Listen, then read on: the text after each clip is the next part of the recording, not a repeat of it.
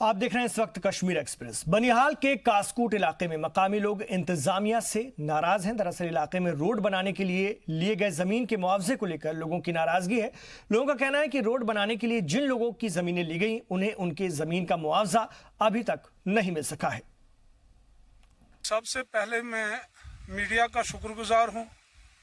हम लावारिस लोग हैं, गरीब लोग हैं, हमारी कोई सुनता नहीं है। 2014 से हमारी ये ज़मीनें गैराबाद हो गई है, गरीबों की ज़मीनें डैमेज हो चुकी है और 2014 से न हमें दरख्तों का मुआवजा मिल रहा है, न ज़मीन का मुआवजा मिल रहा है और न क्रॉप कंपलसेशन। इन्होंने बार बार कहा आपको क्रॉप कंपलसेशन मिलेगा, आज तक वो भी हमें नहीं मिला। सिर्फ एक चीज़ मिला, ठेकेदारों को पैसा कमाने के लिए काम मिला, वो भी उन जगहों पर काम किया गया जहां असर रसूख वाले थे। जो गरीबों की ज़मीनें हैं वो तबाह और बर्बाद हो चुकी है, वो डैमेज हो। ये रोड कम से कम 4-5 साल से पहले यहाँ सेंक्शन हुआ है, मगर हमें पता नहीं है कि ठेकेदार क्या समझकर इस रोड की समझो मशीनरी जो लगाई यहाँ पे कोई मुआवजा नहीं, कोई कुछ नहीं, कोई डॉक्यूमेंट इसका नहीं बना है। बल्कि 4 साल से हम यही सुन रहे हैं कि इसके सारे कागज़ तैयार है, ना ही कोई 4 साल से हमें कोई क्रॉप मिल रहा है, ना ही कोई पैसा मिल रहा है और ना ही कोई दीवार कहीं जगह पर जहाँ पर हमारी ज़मीनें तबाह हुई, जहाँ ज़रूरी दीवारें लगानी थी वहाँ पे कोई दीवार लगी नहीं। इसलिए हम अपना मुतालबा करते हैं कि हमें मुआवजा भी मिलना चाहिए और हमें जो फसल अब तक समझो क्रॉप मिलनी चाहिए थी वो। जब से ये रोड बना है तब से हमारे को ना कोई मुआवजा मिला है ना कोई मिला है। हमारा जो बूटे निकल गए उसका भी नहीं मुआवजा, ना ज़मीन का मुआवजा। बिल्कुल 4-5 साल हो गए इस रोड के बने। हमें मुआवजा मिलना चाहिए, बूटे का भी, समरदार बूटे जो है उसका मुआवजा मिलना चाहिए, ज़मीन का मुआवजा मिलना चाहिए, फसल का मुआवजा मिलना चाहिए। उनके पास हम 1-2 बार गए हैं तो लेकिन हमारा का कोई। एक मशहूर टीवी चैनल के बैक बेंचर्स प्रोग्राम के दौरान कॉमेडियन भारती सिंह, रवीना टंडन और फराह खान पर इल्जाम है कि उन्होंने बाइबल के लफ्ज हालेलुया का मजाक उड़ाया है। इसको लेकर पूरी क्रिश्चियन कम्युनिटी में गुस्से का माहौल है और इसी सिलसिले में all Jammu Kashmir Christian community की जानिब से मुजाहरा किया गया, जिसमें काफ़ी तादाद में क्रिश्चियन कम्युनिटी के लोग शामिल हुए। इस दौरान मुजाहिरीन ने मुतालबा किया कि मजहब को लेकर मजाक न किया जाए और अगर कोई करता है तो उसके खिलाफ कानूनी कार्रवाई की जाए। और आपके माध्यम से ये बता देना चाहता हूँ जम्मू कश्मीर की आवाम को, इंडिया की आवाम को ये बता देना चाहता हूँ कि ऐसी गंदी कॉमेडी हमें नहीं चाहिए और ऐसी गंदी कॉमेडी हमें नहीं चाहिए और ऐसी बातों पर देख के हंसने वाले लोग भी हमें नहीं चाहिए।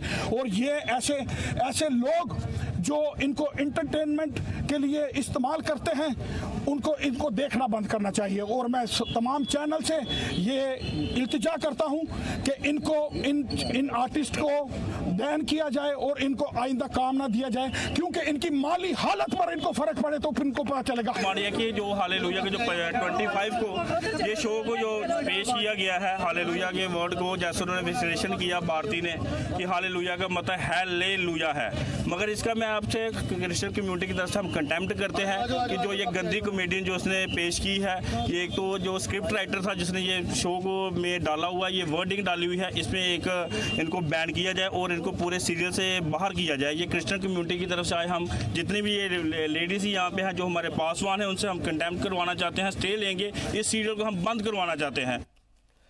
बड़गाम में कुंजेर में डंपिंग साइट न होने की वजह से आम लोगों को परेशानी पेश आ रही है। मकामी म्युनिसिपल कमेटी ने फिरोजपुरा नाले के पास ही डंपिंग साइट बना ली, जिसकी वजह से न सिर्फ नाला बल्कि पूरा इलाका ही आलूदा हो रहा है। वाज़ेह रहे कि साल 2018 में भी खबर मीडिया में आई थी, लेकिन न तो इंतजामिया ने इस जानिब ध्यान दिया और ना ही मकामी लोगों ने, क्योंकि मकामी लोग भी यहाँ कचरा फेंकते नजर आते हैं। आसपास बने टॉयलेट्स का इस्तेमाल भी इन गंदगी की वजह से नहीं हो पा रहा है। मकामी लोगों पर अब गंदगी से बीमारी होने का खतरा मंडराने लगा है।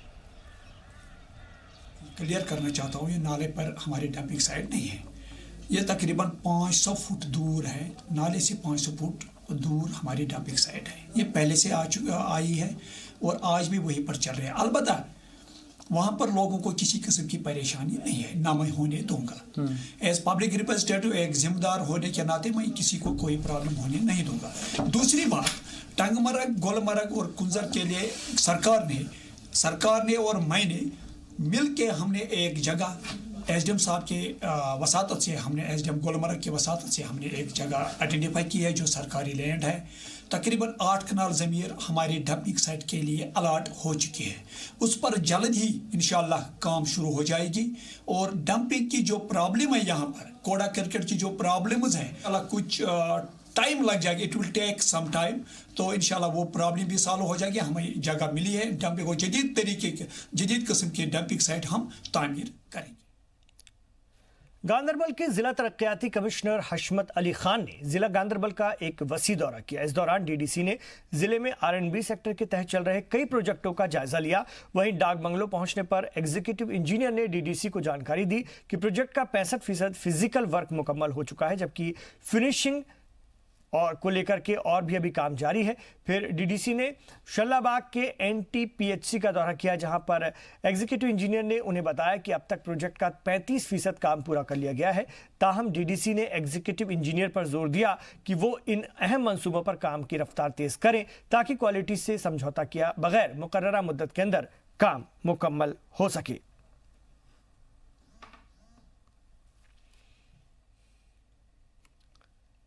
इधर बांदीपोरा के डिप्टी कमिश्नर शहबाज अहमद मिर्जा की सदारत में महकमा देही तरक्याती की एक जायजा मीटिंग में मुनक्किद की गई, जिसमें जिले में हो रही तामीराती सरगर्मियों का जायजा लिया गया। मीटिंग में डीसी शहबाज अहमद मिर्जा ने अफसरान पर जोर दिया कि वो तामीराती कामों में तेजी लाएं, नामुकम्मल प्रोजेक्टों को जल्द अज जल्द पाए तकमील तक पहुंचाएं। मीटिंग में joint director planning Imtiaz Ahmed के अलावा जिले के महकमे देही तरक्याती के आला अफसरान भी मौजूद रहे। श्रीनगर प्रेस एनक्लेव में कुछ पंचों और सरपंचों ने अपने ही सिक्योरिटी गार्ड्स के खिलाफ मुजाहरा किया। दरअसल इन पंचों और सरपंचों की माने तो इनके ही गार्ड्स को इनकी हिफाजत के लिए तैनात किए गए हैं। वो पंचों और सरपंचों के लिए ही गाली गलौच और गैर मुनासिब जबान का इस्तेमाल करते हैं। पंचों और सरपंचों ने वजीर आजम और यूटी जम्मू कश्मीर के LG GC मुर्मू से अपील की कि मामले में दखल। मसला तो सबसे पहले यह है कि सिक्योरिटी का, जो कि वहाँ की सिक्योरिटी है वो ठीक नहीं है। हम रिक्वेस्ट करते हैं कि हमें वो चेंज कर दी जाए, सिक्योरिटी हमारी चेंज कर दी जाए। वो जो आपको गार्ड करती है वहाँ पर वो चेंज होनी चाहिए, क्योंकि वो अपनी मनमानी का करते हैं। जो उनका अपना रूल्स है वैसे वो निभाते नहीं हैं, और उनका और हमारा ठीक नहीं। अब हमने हमारे साथ ठीक नहीं। अब हमने रिक्वेस्ट किया, DSP साहब के पास भी गए कि हमारा सिक्योरिटी चेंज कर दो। हुआ यह एक मसला। और दूसरा मसला यह है कि जो हमारा खाने पीने का कोई ढंग वहाँ ठीक नहीं है। चाय होती है तो जैसे पानी होता है, सब्जी होती है तो जैसे वो पानी मिलाया हुआ होता है। हमने जब होटल मालिक से बोला भाई ऐसे ऐसी बात है, वो बोलता है जाओ ड्यूका के पास जाओ, किसके पास जाना है फरियाद करने के लिए जाओ। तो यहाँ जैसा चलता रहता है ऐसा चलता है, तो असर उन पर नहीं हुआ। इधर मौसम सरमा में रिकॉर्ड सर्दी पड़ने की वजह से डोडा में भी लोगों को परेशानी पेश आ रही है। ज्यादातर इलाकों में लोग पीने के पानी की कमी से परेशान हैं और हम्बल गांव के लोगों को पानी के लिए कई किलोमीटर पैदल चलना पड़ रहा है, जिसको लेकर के गांव वालों ने डोडा में एक मुजाहरा किया। मुजाहिरीन का कहना था कि वो गुज़िश्ता 6 महीने से पीने के पानी की कमी से परेशान है। मौसम बदल गए लेकिन उनके मसाइल जस के तस हैं। एग्जैक्टली 6 मंथ्स से हम पानी से बहुत बुरी तरह जूझते रहे, पानी की किल्लत रही। उसमें हमने सब लोगों के पास हम आए थे। पिछले दिनों हम DC साहब के पास आए थे, DC साहब हमें मिले नहीं थे। बहरहाल उनके जगह पे हमें दूसरे साहिबान मिले थे। उन्होंने हमें एश्योरेंस दिया था कि हम पानी का आपका बंदोबस्त करेंगे, और उन्होंने कुछ डिपार्टमेंट को भी कहा था, R&B को भी और PHE वालों को भी। तो आज हमें बड़ी ये पिछले 4 महीने से तो मैं कहूँगा कि बहुत पानी की हमें मुश्किलात आई। छोटे बड़े बुज़ुर्ग, हमारे गांव में 100 साल के बुज़ुर्ग हैं, 80-90 साल के बुज़ुर्ग हैं, छोटे बच्चे से लेकर बूढ़े बुज़ुर्गों तक हमें बहुत पानी की दिक्कत आई, माल मवेशी के लिए, अपने लिए। तो इस तरह से आज जो हमें ये जब देखा कि ये कुछ भी नहीं होने वाला है, तो हमें ये DC साहब के पास हम एक वफद के सूरत में आए हैं। पीसफुल वफद हमने लाया हुआ है, और हम भरपूर उम्मीद रखते हैं कि DC साहब हमारी परेशानियों को, और मल्टी प्रॉब्लम्स हमारे गांव में हैं, हमारे इलाके में हमारी रोड्स की प्रॉब्लम है, PWD की तरफ से जो रोड, नेशनल हाईवे की तरफ से जो रोड बन रही है, ये मल्टी प्रॉब्लम्स को हल करने के लिए उसका हम DC साहब के पास हम गुजारिश करेंगे। दहमहाल हांजीपुरा के CDPO की जानिब से कम्युनिटी हॉल में बेटी बचाओ बेटी पढ़ाओ के तहत एक रोजा प्रोग्राम का इनेकाद किया गया। इस प्रोग्राम में नूराबाद के SDM उमर शरीफ के हमरा दमहाल हांजीपुरा के तहसीलदार के साथ साथ दमहाल हांजीपुरा के CDPO के अलावा काफ़ी तादाद में लोगों ने शिरकत की। काफ़ी तादाद में वहीं मुकर्ररीन ने अपने खिताब में कहा कि दुनिया एक बेटी से है और इस्लाम ने 1400 साल पहले एक बेटी को इज्जत से नवाजा। अगरचे आज बेटी बचाओ बेटी पढ़ाओ पर बेदारी मुहिम चलाई जा रही है, लेकिन इस्लाम ने बेटी को पहले से ही उसके हुकूक दे दिए हैं। वहीं प्रोग्राम से खिताब करते हुए मुकर्ररीन ने बेटी बचाओ बेटी पढ़ाओ मुहिम में तेजी लाने पर जोर दिया। जी, हमारा जो आज का ये प्रोग्राम था CDPO ऑफिस DH-पोरा में, और यहाँ पे SDM साहब आए थे, BDO साहब आए थे। ये प्रोग्राम था अबाउट बेटी बचाओ एंड बेटी पढ़ाओ, यानी कि save daughter and educate daughter. एक डॉटर हमारे लिए कितनी इंपॉर्टेंट है, उसकी एजुकेशन कितनी इंपॉर्टेंट है, ये हमें अवेयरनेस देनी थी हर किसी यहाँ पे, हर किसी इलाके में, फार फ्लंग एरियाज़ में, रूरल एरियाज़ में। अभी हमने आज ये ब्लॉक लेवल पे किया था, हमें करना है आगे भी ये हर किसी जोन में।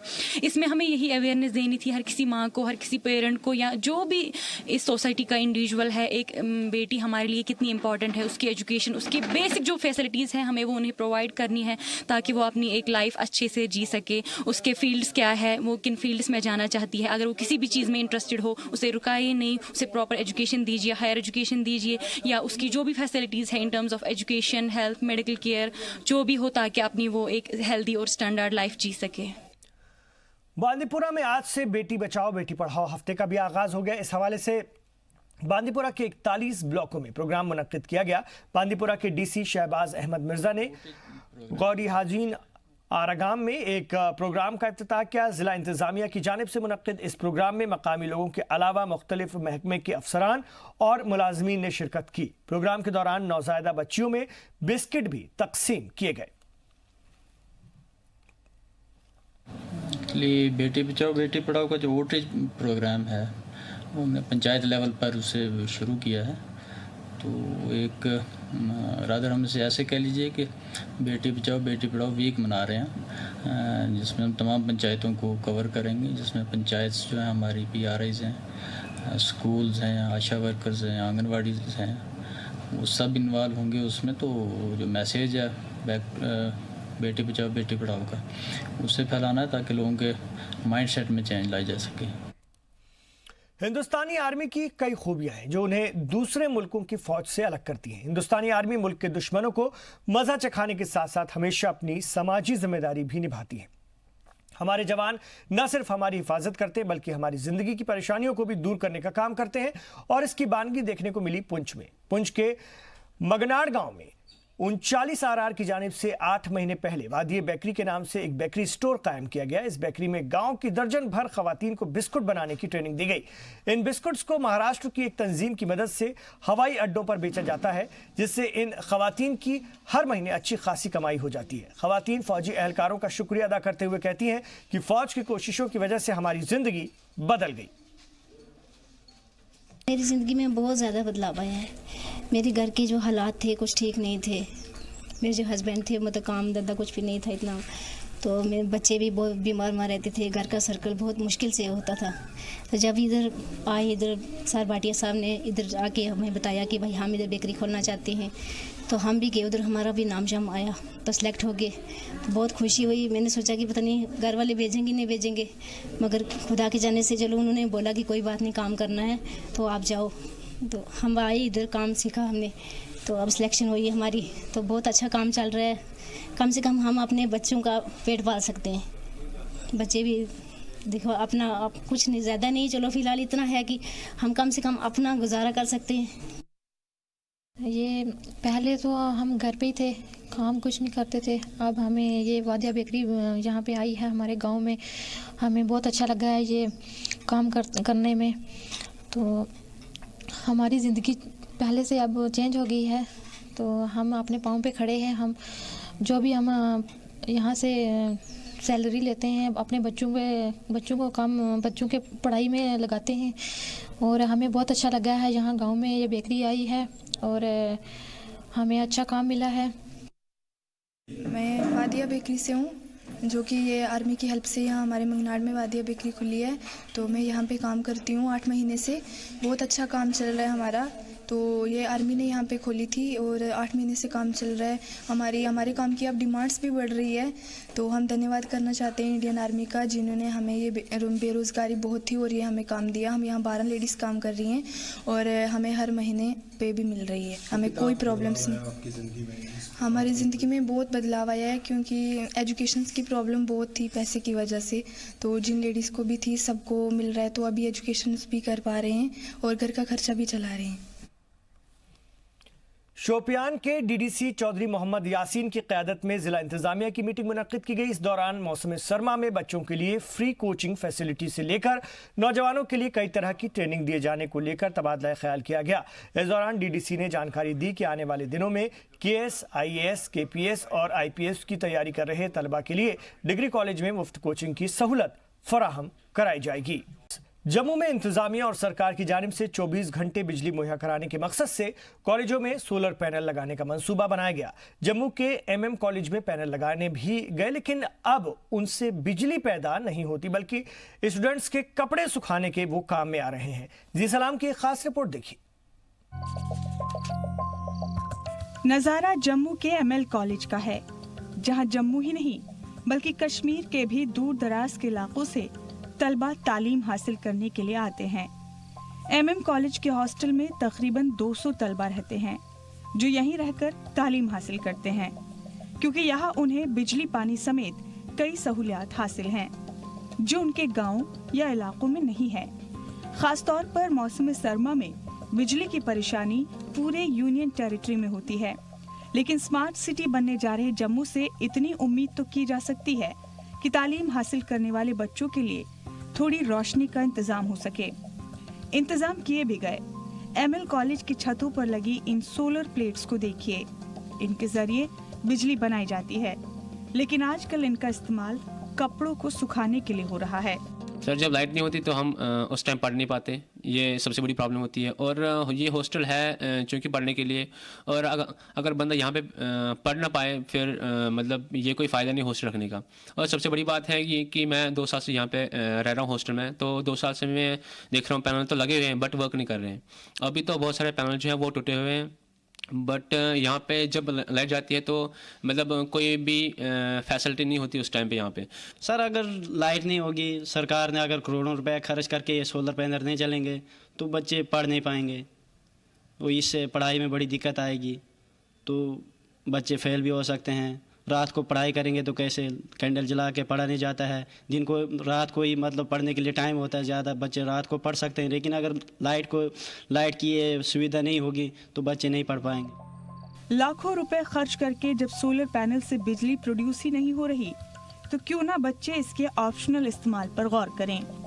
कम से कम इंतजामिया और सोलर पैनल लगाने वाले जिम्मेदार महकमों के ऑफिसर जब ये तस्वीर देखेंगे तो उन्हें कुछ शर्म तो आए। कपड़े तो फिर भी सूख ही जाएंगे, लेकिन रातों को बच्चे पढ़ाई कैसे करेंगे। मौसम सरमा में बिजली की कटौती आम बात है।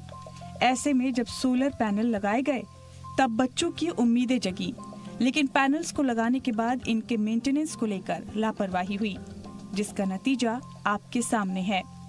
अब बच्चे या तो मोमबत्ती की लौ में पढ़ाई करते हैं या मोबाइल की रोशनी में।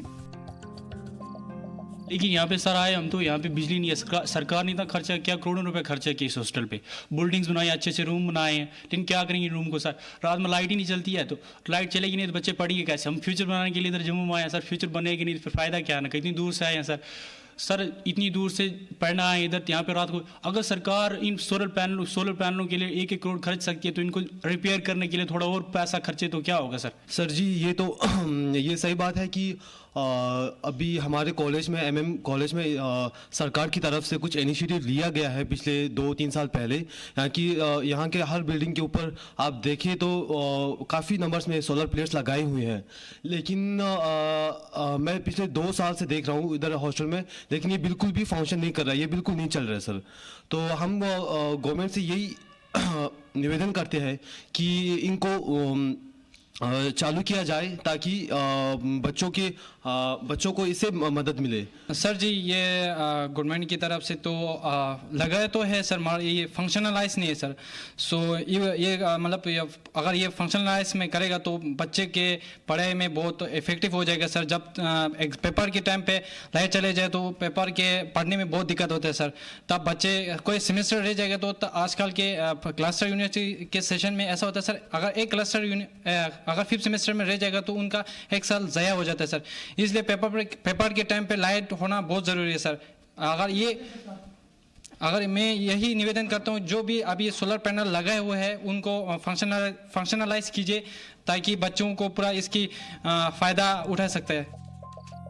कॉलेज में तालीम हासिल करने वाले बच्चों की दो एक नहीं कई परेशानियां हैं, खासतौर पर जो बच्चे करगिल, लद्दाख, पुंछ, राजौरी, किश्तवाड़, बनी जैसे दूर दराज के इलाकों से सिर्फ तालीम हासिल करने के लिए जम्मू पहुंचे हैं, उनकी परेशानियां कुछ ज्यादा होती हैं।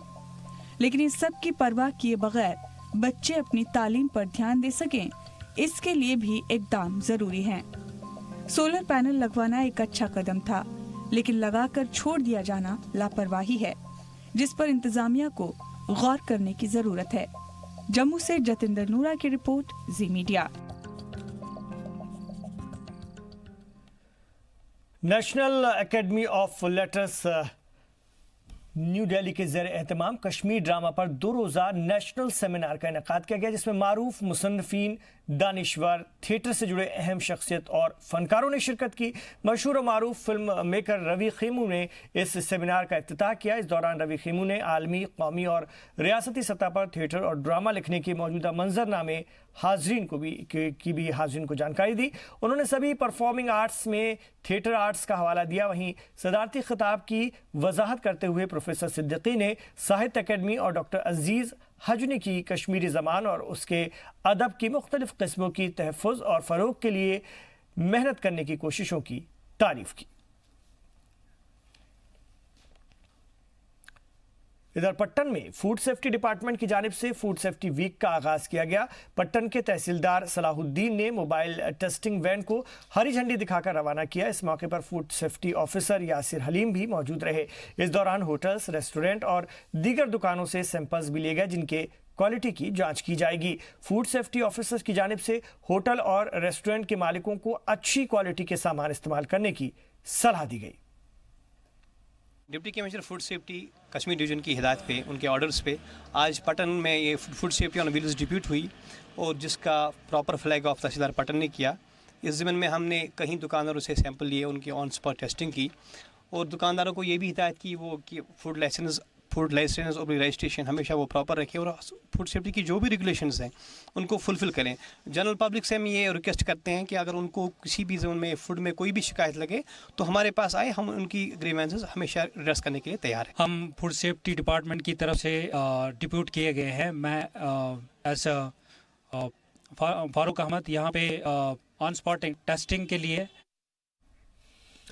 श्री गुरु गोविंद सिंह के 353वें प्रकाशोत्सव के मौके पर जम्मू में शोभा यात्रा और नगर कीर्तन निकाला गया। नगर कीर्तन जम्मू के महारानी चांद कौर गुरुद्वारे से शुरू हुआ और इस दौरान कसीर तादाद में अकीदतमंद शामिल हुए। नगर कीर्तन में कसीर तादाद में स्कूली बच्चों ने भी हिस्सा लिया। बुजुर्गों ने बच्चों और नौजवानों को गुरु गोविंद सिंह जी के दिखाए रास्ते पर चलने की अपील की और जिंदगी में उनके नजरियात को उतारने का पैगाम दिया। आज गुरु गोबिंद सिंह जी की झांकी जी है गढ़ी मोड़ तो कढ़ी गई है, जी दमाना जादी मसीन दमाना है। अज इस यात्रा लगभग 2-2.5 हज़ार यात्रु जोड़ा गुरु गोबिंद सिंह की यात्रा सारे निकले, सारे लोग मिक्स।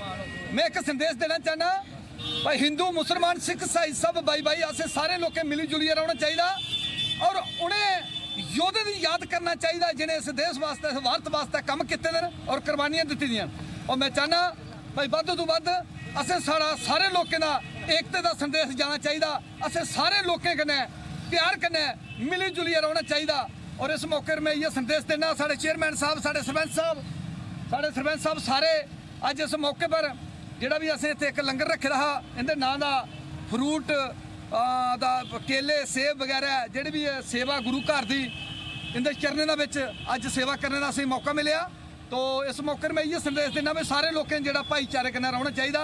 इयै हुंदा गुरुओं का संदेश और गुरु गोबिंद सिंह महाराज की सच्चे बादशाह की मैं नमस्कार करना जिन्हें इस भारत वास्ते धरती वास्ते बड़ी बड़ी कुर्बानी दी। जय हिंद। पुंछ में जनवरी की 2 तारीख को मनाए जाने वाले श्री गुरु गोविंद सिंह जी के प्रकाशोत्सव की तैयारियों को लेकर जिला इंतजामिया की जानिब से एक मीटिंग का एहतमाम किया गया। मीटिंग के दौरान डीडीसी राहुल यादव ने जिले के सिख तंजीमों, सनातन धर्म सभा और दीगर मजहबी तंजीमों के रहनुमाओं के साथ तबादला ख्याल किया। इस दौरान मजहबी रहनुमाओं ने इंतजामिया के सामने बिजली, पानी और सफाई के लिए माकूल इंतजाम करने की अपील की।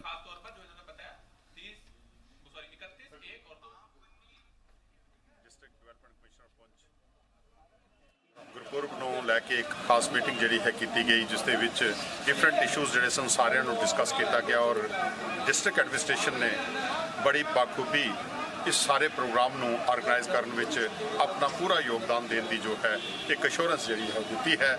तो ਸਾਨੂੰ ਆਸ ਹੈ ਕਿ ਗੁਰੂ ਗੋਬਿੰਦ ਸਿੰਘ ਜੀ ਮਹਾਰਾਜ ਦਾ ਪ੍ਰਕਾਸ਼ ਪੁਰਬ ਜੋ ਕਿ 2 ਤਰੀਕ ਨੂੰ ਮਨਾਇਆ ਜਾ ਰਿਹਾ ਹੈ, ਜਿਸ ਦੇ ਵਿੱਚ ਕਿ 31 ਤਰੀਕ ਨੂੰ ਮਹਾਨ ਨਗਰ ਕੀਰਤਨ ਗੁਰਦੁਆਰਾ ਸ੍ਰੀ ਗੁਰੂ ਸਿੰਘ ਸਭਾ ਵਿੱਚੋਂ ਕੱਢੇ ਜਾਣਗੇ। ਉਹਨਾਂ ਦੇ ਪ੍ਰਬੰਧ ਅਤੇ ਉਹ ਪ੍ਰੋਗਰਾਮ ਜਿਹੜਾ ਹੈ ਗੁਰਪੁਰਬ ਜਿਹੜਾ ਹੈ ਨਗਰ ਕੀਰਤਨ ਉਹ ਸਟੇਡੀਅਮ ਤੋਂ ਹੁੰਦਾ ਹੋਇਆ वापस अपने गुरुद्वारे जाके समाप्ति होगी। तो इस किस्म के सारे प्रोग्राम जोड़े सन 2 तरीक को जो है कीर्तन दरबार है, उस तो बाद लंगर का प्रोग्राम है, इन्होंने सारे प्रोग्राम्स को कामयाब करने में डिस्ट्रिक्ट एडमिनिस्ट्रेशन का बहुत बड़ा योगदान और उन्होंने पूरी एश्योरेंस दी है कि असी हर तरह का सहयोग आप जी को देवांगे। गांदरबल में जेके फुटबॉल एसोसिएशन और गांदरबल जिला फुटबॉल एसोसिएशन के इश्तिराक से गांदरबल में जिला सतही विंटर फुटबॉल टूर्नामेंट कराया जा रहा है, जिसका इफ्तिताह बीजेपी के जिला सदर नजीर अहमद रैना ने किया। वाज़ेह की टूर्नामेंट में कुल 32 टीमें हिस्सा ले रही हैं। टूर्नामेंट का वही बहुत ही अच्छा स्टेप है इनका, इससे हमें पता चलता है हम फुटबॉल से दूर नहीं रह सकते हैं। हम कंटिन्यूसली फुटबॉल खेलते हैं, विंटर में भी और समर में भी। विंटर में हम थोड़ा ज़्यादा ही खेलते हैं क्योंकि हमको छुट्टियां मिलती हैं कॉलेज से, स्कूलों से, ये हमें एक्टिव रखते हैं। ये अच्छा सेटअप है फुटबॉल खेलने का विंटर में भी। फुटबॉल एसोसिएशन गांदरबल जो है पे टूर्नामेंट ऑर्गेनाइज कर रही है, ये जो विंटर्स में ये हमें एक प्लेटफॉर्म हमें प्रोवाइड कर रही है कि हम इससे आगे भी जाए। इस वक्त बहुत सर्दियाँ यहाँ पे टूर्नामेंट निकाला है, इससे लड़के बाहर आ रहे हैं, उनमें हुनर आ रहा है। वो कह रहे नहीं हम कर सकते, सर्दी है लेकिन हम कर सकते, कुछ भी है टूर्नामेंट है, चाहे बारिश हो रही है, बर्फ हो रही नहीं, ये ऑर्गेनाइज कर रही है। हम डिस्ट्रिक्ट फुटबॉल एसोसिएशन गांदरबल का बहुत हम मतलब तहे दिल से हम उनका बहुत शुक्रगुजार है कि वो इतने बड़े टूर्नामेंट से हम करें। उन्हें वो लड़कों को बाहर निकाल रहे हैं घरों से, सर्दी नहीं है, आप आ जाओ बाहर आप खेलो। यहाँ पे फुटबॉल इतना पॉपुलर किया है। पुंछ के सरहदी गांव झलास में सिक्योरिटी एहलकारों और मीडिया वर्कर्स के बीच एक फ्रेंडशिप T20 क्रिकेट मैच खेला गया। फौज 11 और मीडिया 11 के बीच खेले गए इस मैच को फौज 11 ने 4 विकेट से जीत लिया।